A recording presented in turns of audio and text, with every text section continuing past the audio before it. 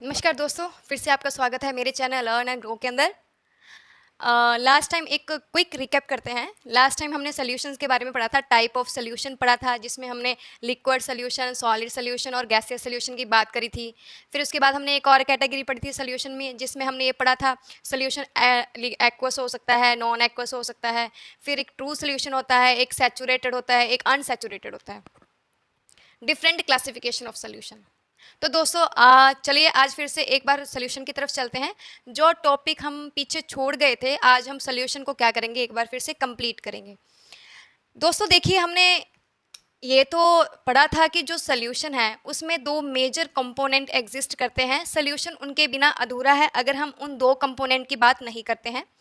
पहला कंपोनेंट कौन सा था? सॉल्वेंट, जो मेजरली और मोस्टली हम हमेशा एक्सेस में लेते हैं। और दूसरा हमने पढ़ा था सॉल्यूट, जिसकी अमाउंट हमारे पास क्या होती है? कम होती है एज कंपेयर टू सॉल्वेंट। अभी हमें कैसे पता चलेगा कि एक पर्टिकुलर सॉल्यूशन के अंदर हमने कितना सॉल्यूट ऐड करा है? Amount of solute in solution अगर हमें कोई पता करने को बोल दे तो हम कैसे पता करेंगे? तो एक बहुत अच्छी सी टर्म है जिसको हम रिसेंटली और मोस्टली यूज़ करते हैं अपने इस चीज़ के लिए। उसका नाम है कॉन्सनट्रेशन। कॉन्सनट्रेशन, ये टर्म आपने बहुत बार सुनी होगी, पढ़ी भी होगी।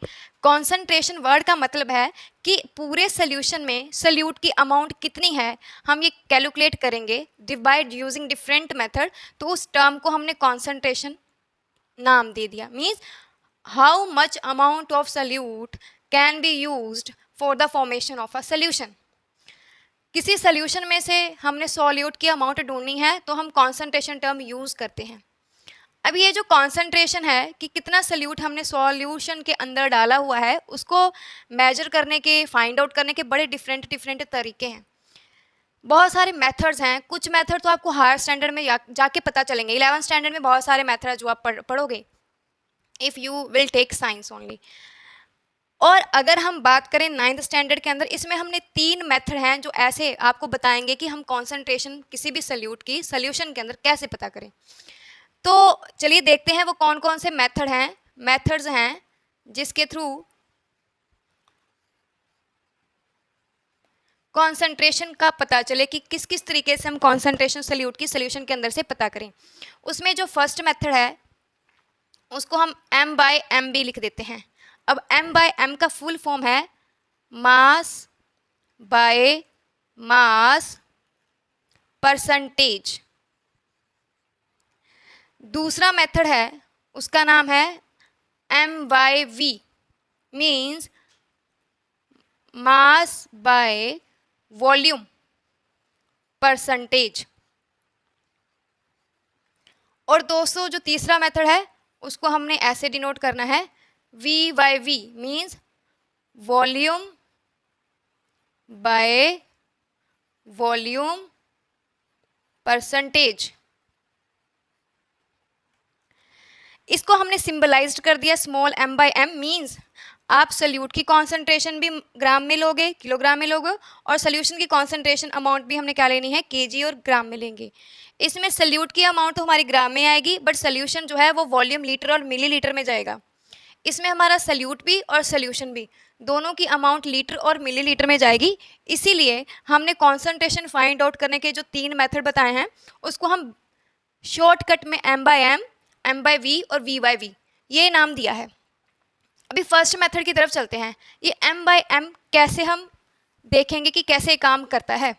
अगर आप बात करो M/M की तो हम क्या करेंगे? हम ऐसे करेंगे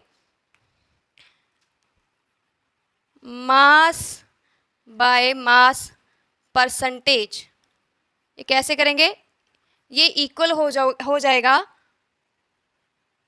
मास ऑफ सोल्यूट, सोल्यूट का कितना मास है, अपॉन, देखिए मास बाय मास है तो नीचे आएगा मास ऑफ सोल्यूशन।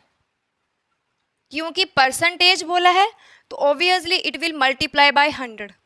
ये हमारा फर्स्ट फॉर्मूला, देखिए मास बाय मास परसेंटेज का। सिमिलरली आप सेकंड फॉर्मूला बना सकते हैं। अब सेकंड फॉर्मूला हमारा क्या बनेगा? सेकंड फॉर्मूला देखिए, हमारा सेकंड फॉर्मूला है मास बाय वॉल्यूम परसेंटेज। अब इसका मतलब ये है कि जो सल्यूट का है वो हम मास कंसीडर करेंगे, मास ऑफ सल्यूट, बट अब नीचे मास नहीं आएगा, वो वॉल्यूम आएगा। किसका वॉल्यूम आएगा? Volume of solution. ऑब्वियसली ये भी परसेंटेज में है, सॉल्यूशन को मैंने थोड़ा शॉर्ट फॉर्म में लिखा है। It will also multiply by 100। अब आप तीसरा देखिए, तीसरा है V by V means volume by volume. तो हम जो तीसरा है वो कैसे लिखेंगे? वो ऐसे लिखेंगे,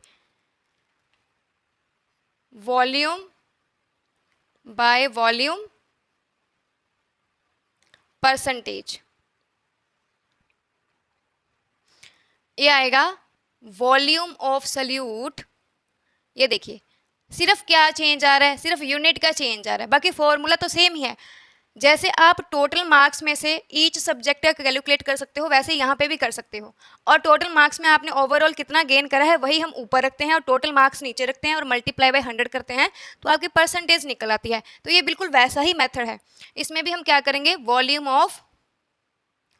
ऑफ सल्यूशन लेंगे और मल्टीप्लाई बाय क्या करेंगे? 100।